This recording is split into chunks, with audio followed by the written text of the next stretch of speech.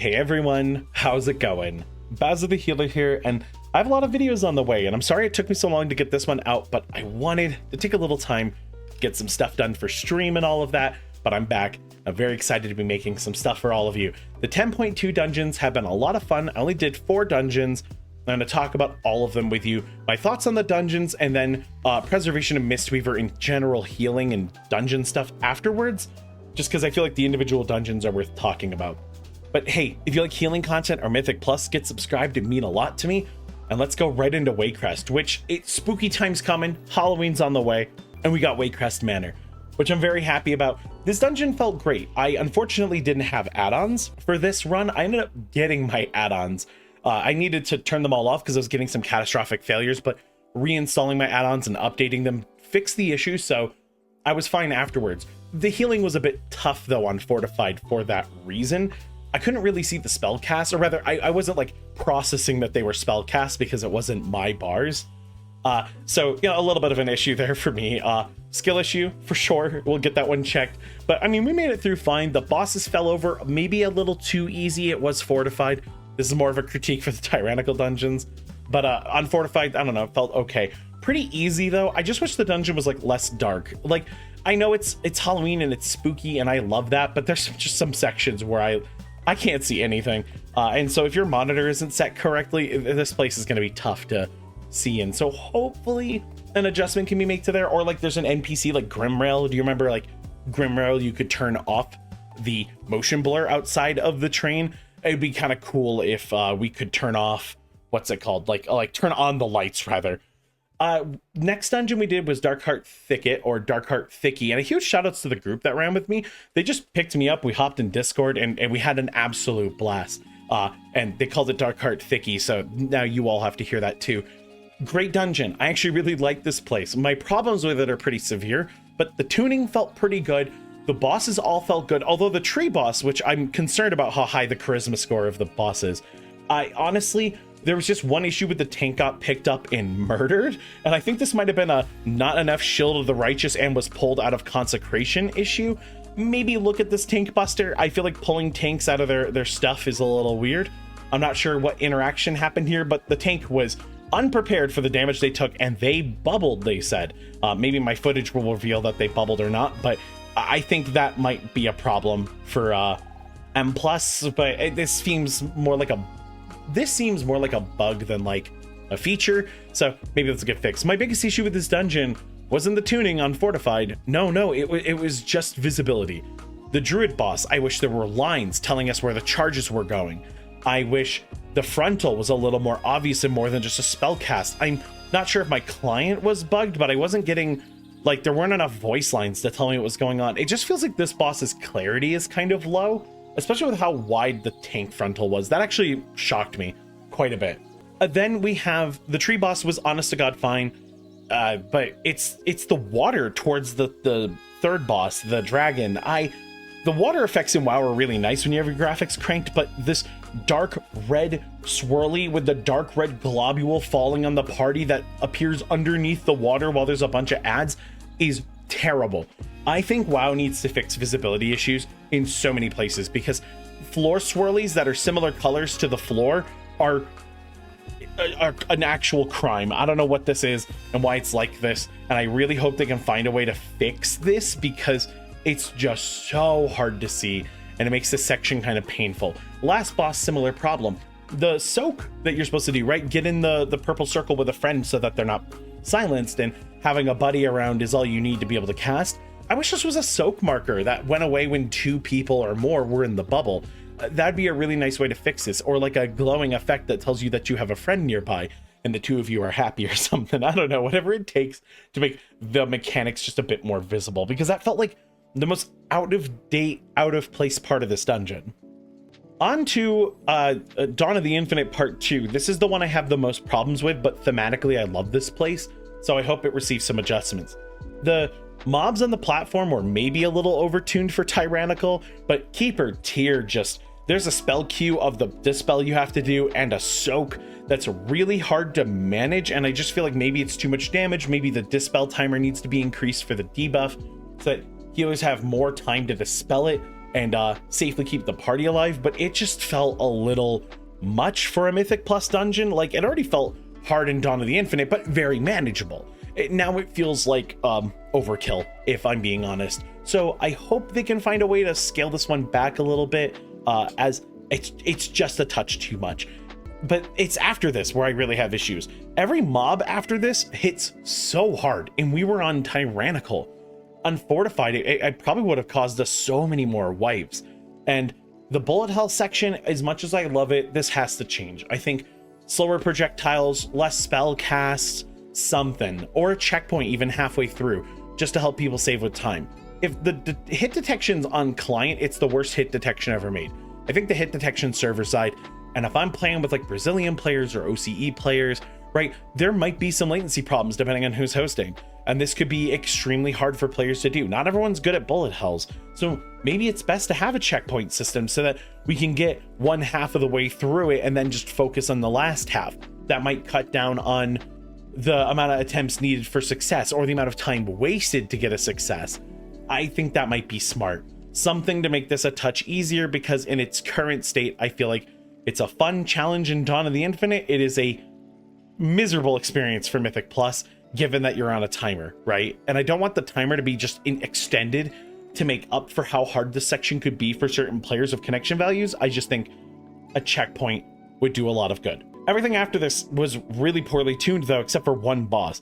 The trash hit way too hard. Morchi just feels like I wish the finding the correct Morchi we had a little extra time. The ads that spawn that chase us down are maybe just a little too hard hitting.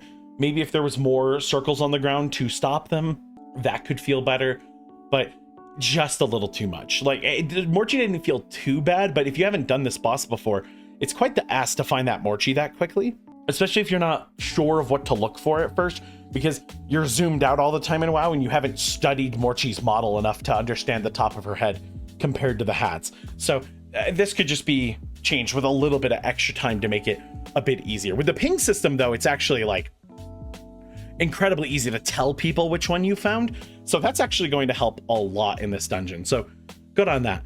The Horde Alliance boss, which is what I've been calling them, that boss is great. Actually, I had problems there.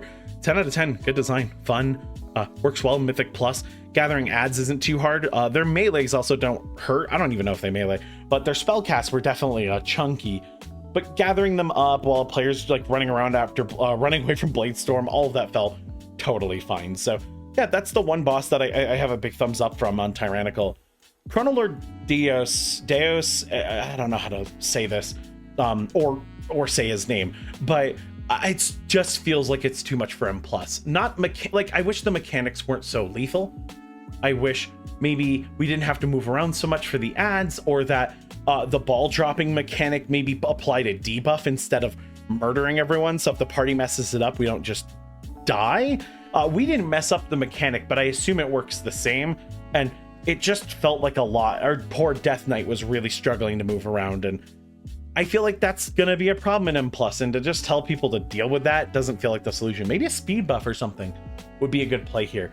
But the problem I have with this dungeon isn't just the tuning on Tyrannical felt like Fortified and Tyrannical at the same time, but it was that the Tyrannical bosses just fell over.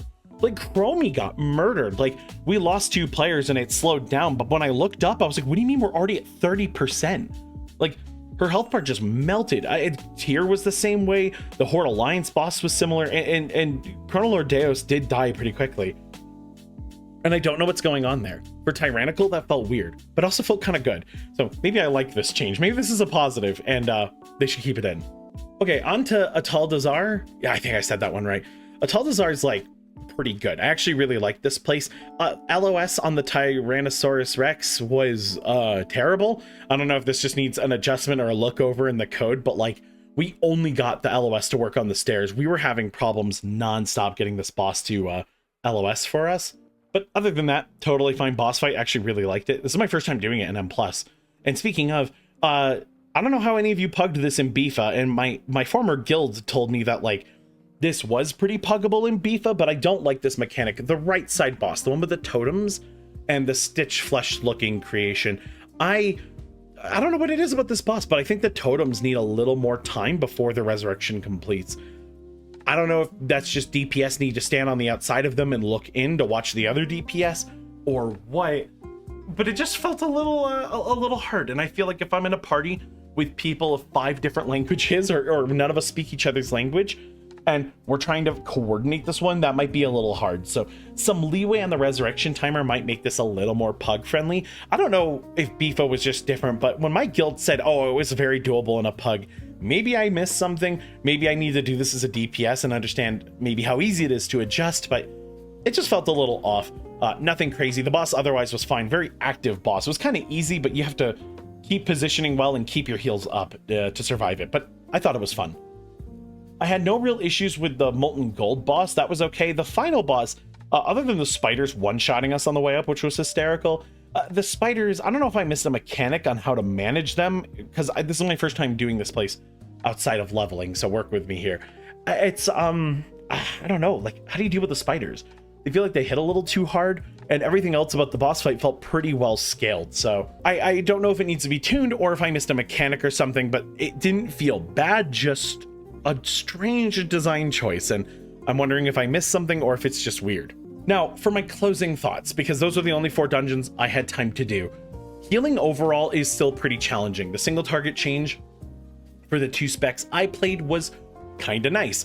I didn't really notice it at first. It felt good and I was okay with the way I was healing, but it wasn't until I did a 20 halls of infusion afterwards on live where I was like, oh, I feel it. I feel the difference in single target. Oh boy, I really think a lot of you will enjoy this change. It feels really good in the heat of the moment. Preservation players, temporal anomaly changes, try not to overstress them. You're not giving smart healing enough credit and our tier set enough credit. Our tier set gives us quite a few echoes when we're not expecting them, so our temporal anomaly doesn't need to do the same kind of work.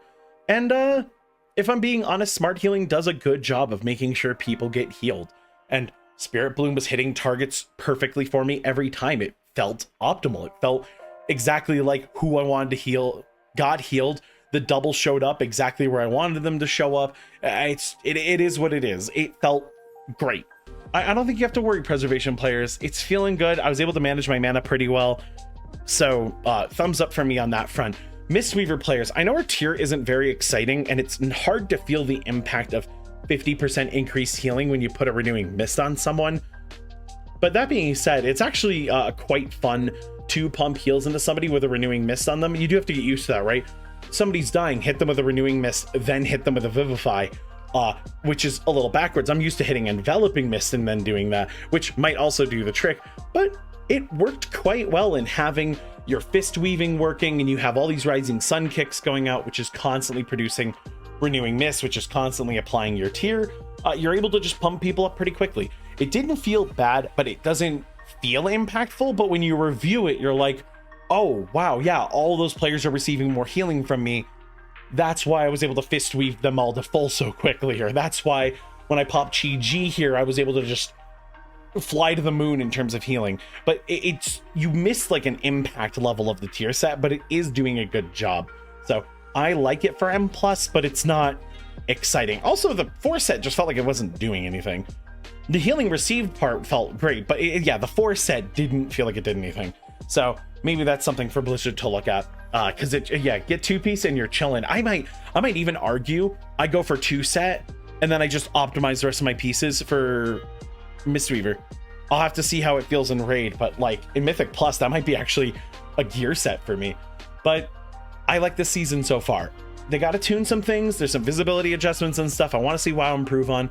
But this is good. I really, really like this. So I hope Blizzard keeps up with it. It's been fun. And I want to hear your thoughts as well if you watched anyone else play or saw anything yourself, your concerns, your hopes, etc. But I'm looking forward to the next season. Like always, it's going to be exciting. But that's going to do it from me, everyone. Thank you so much for watching, and I'll see you soon.